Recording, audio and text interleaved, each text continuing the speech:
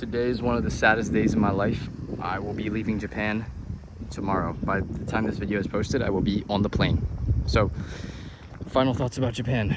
Oh my gosh, this country is way different than I can imagine. This isn't really going to be, well, no, actually there's going to be a lot of AJAT takeaways in this video, a lot of immersion learning takeaways.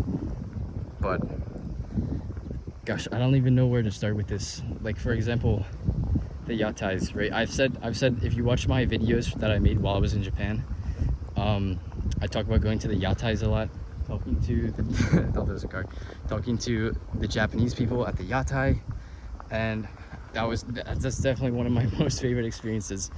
For example, a few days ago, I was at the yatai with my Swiss friend who also speaks Japanese. He unironically did AJAT without realizing it, because he had a lot of Japanese friends, and he was always watching anime and listening in on their conversations. He never used a textbook, right? So he basically did AJAT. But we were at the yatai, and a dude he's like 50, yeah, he sat down next to us. We were chatting for a while. He was from Kobe, right near Osaka, and we were talking for a while. You know, it was a pretty fun conversation.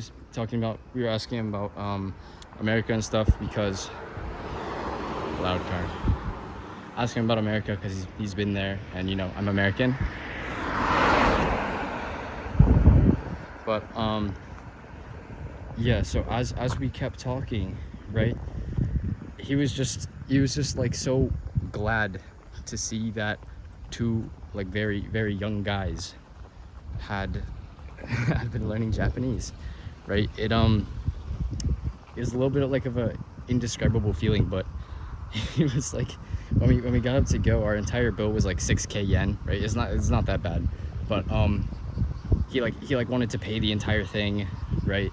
He was like, oh my gosh, like you guys have given me so much hope for the future generations, that y'all can actually stick to something hard and make something out of it, right? And I know if you're watching this, that's like wow, well, you know, cool story, I guess. But to me and to my other friend,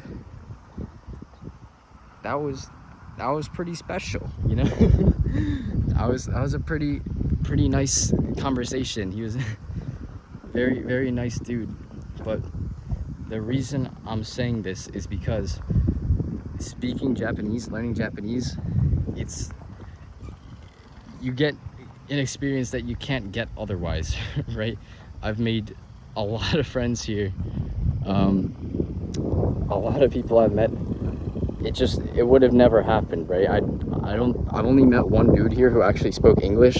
I was at a mall with my friend, and he ran up to us and he said, "Oh, foreigners, I want to practice English with you." And he'd lived in Australia for a year, and yeah, we were talking for him a while, and then we eventually switched to Japanese. But at least where I am, at least in Kyushu, I'm in Fukuoka, right? Was in Fukuoka. Like, nobody really speaks English, at least that I've met. Although I don't try to speak to them in English, but obviously you already knew you should learn Japanese if you come to Japan. But I'm just saying, my final thoughts on this is that I'm grateful to have been here, and I don't regret I don't regret learning Japanese. Honestly, I thought I would regret it a little bit before I came, because it was like I spent like 10 months AJATing. I wasn't super confident with outputting, just because it's AJAT, you only do input. And really once you get here, it's completely different, right? Gosh, it's beautiful. I don't even know where I am. I was just kind of walking around the Inaka, right? Gosh, I really do not want to leave. But I assure you, if you're watching this far, when I return to America, I will be is that a dude sitting in the road? I will be doing a lot more AJAT than I was before. I was doing all Japanese most of the time. I had a podcast in most of the time. I didn't do the thing where you keep it on and you sleep, but I was doing passive listening most of the day, and then about for like the 2 weeks leading up to me going to Japan, like about 4 or 5 hours of anime a day. But since I bought a ton of manga, I'll be doing a lot of reading, right?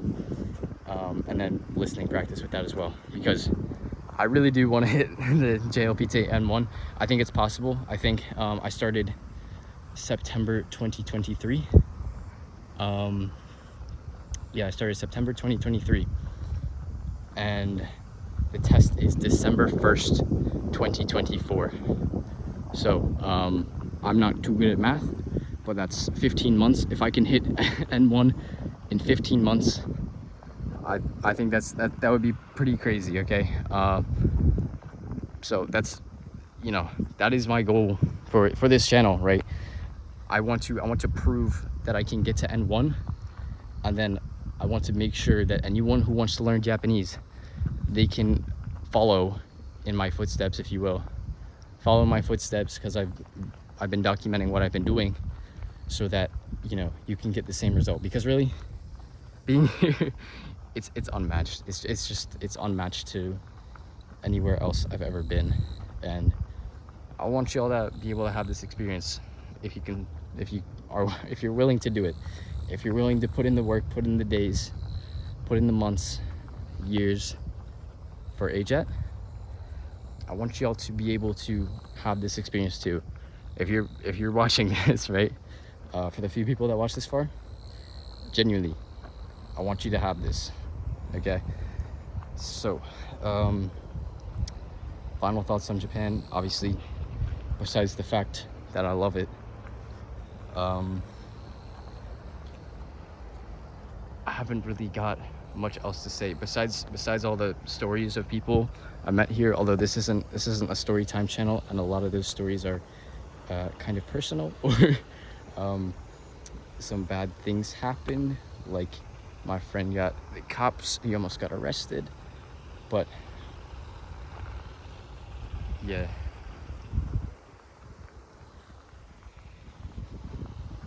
I'm just enjoying the last little bit of Kyushu Inaka Keshiki before I have to leave.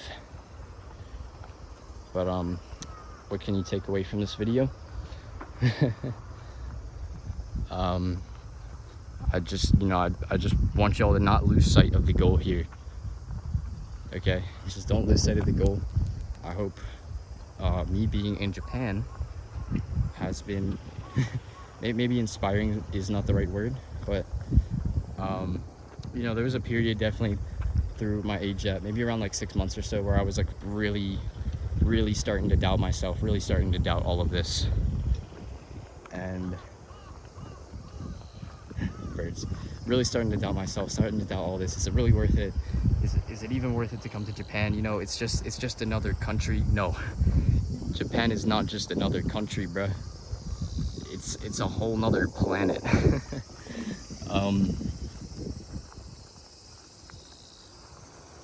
Really got nothing else to say. So